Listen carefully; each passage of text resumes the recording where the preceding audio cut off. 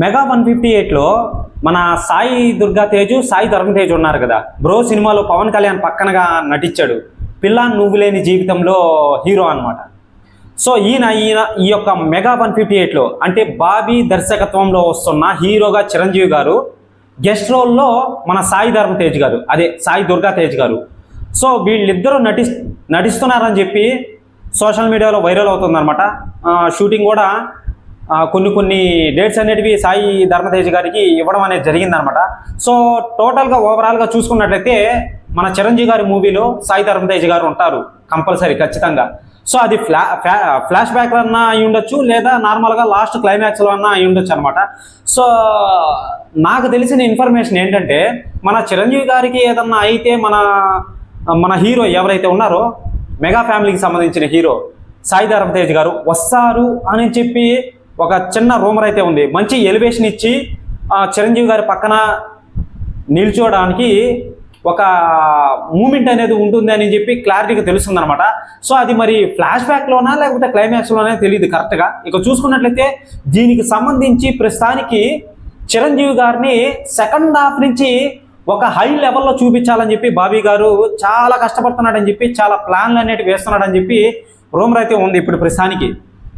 Okay, so చూసుకున్నట్లయితే అది flash బ్యాక్లో అండి. చిరంజీవి గారికి ఒక పెద్ద ఫ్లాష్ బ్యాక్ అని ఉంటుంది, అది సెకండ్ హాఫ్ నుంచి నడుస్తుంది అనమాట. హీరో వచ్చి చిరంజీవి గారే, స్క్రీన్ మొత్తం చిరంజీవి గారే ఉంటారు.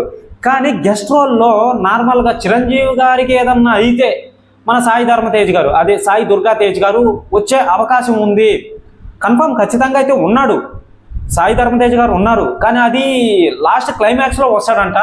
కానీ అది ఏ విధంగా చూపిస్తారు, ఏ విధంగా ఎలివేషన్ అనేది ఇచ్చి చూపించాలి అంటే అతను కూడా బడా హీరోనే కదా.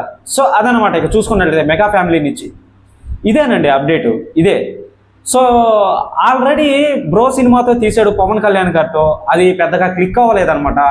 మరి ఈ యొక్క మూవీతో అన్న మంచి ఎలివేషన్ ఇచ్చి సాయి ధర్మ తేజ్ గారికి మంచిగా చూపించాలని చెప్పి నేను చాలా కోరుకుంటున్నాను అనమాట. సో వీళ్ళిద్దరిని ఒకే స్క్రీన్ మీద చూస్తే అది నెక్స్ట్ లెవెల్ ఎక్కడికో వెళ్ళిపోతుంది సినిమా. ఆల్రెడీ వాల్తేరు వీరయ్యలో మన చిరంజీవి గారిని, రవితేజ గారిని చూపించడం అనేది జరిగిందనమాట. అక్కడికి నెక్స్ట్ లెవెల్ అనమాట. సో ఒక క్యారెక్టర్కి ఇదైనప్పుడు అది రవితేజ గారికి, మన చిరంజీవి గారు ఎక్కడికో తీసుకొని వెళ్ళిపోతాడు అనమాట. ఆ యొక్క 20 minutes అనేది లాస్ట్ క్లైమాక్స్ అనేది. ఓకే, అది బాగుందనమాట. మరి ఈ యొక్క మెగా 158లో ఏ విధంగా ప్లాన్ చేస్తున్నారు అనేది ఇది ఒక చిన్న అప్డేట్ అనమాట. ఓకేనా.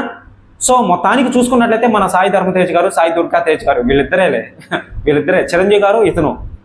సో వీళ్ళిద్దరూ ఒకే స్క్రీన్ మీద నటించబోతున్నారు. మొత్తానికి వీళ్ళిద్దరూ యాక్టింగ్ అనేది మనం చూడబోతున్నాం. ఆల్రెడీ పవన్ కళ్యాణ్ గారితో చూసాము, అదేం పెద్ద క్లిక్ అవ్వలేదు. మరి దీంతో అన్నా సరే మనోడు లాక్కొని వస్తాడా లేదా అని చెప్పి చూడాలన్నమాట. చూపించాలి డైరెక్షన్లో, మొత్తం వాళ్ళదేం లేదు అసలు, మొత్తం డైరెక్షన్లోనే కదా. సో డైరెక్టర్ ఎలా చెప్తే అలా విని చేస్తారన్నమాట, వాళ్ళదేం లేదు అసలు. సో అదనమాట. ఇక చూసుకున్నట్లయితే దీనికి సాంగ్స్ పరంగా కానీ స్టోరీ పరంగా కానీ చాలా పెద్ద ప్లానే వేస్తున్నారని చెప్పి తెలుస్తుంది. బాగా గుర్తుపెట్టుకోండి, చిరంజీవి గారిని ఇప్పుడున్న ఏజ్ ఎలా ఉంటుంది, మామూలుగా చిరంజీవి గారిని ఇప్పుడు చూస్తే ఎలా ఉంటాడు అదనమాట. సో అదే ఒక 30 ఏజ్ 40 ఏజ్లో ఎలా ఉంటాడు.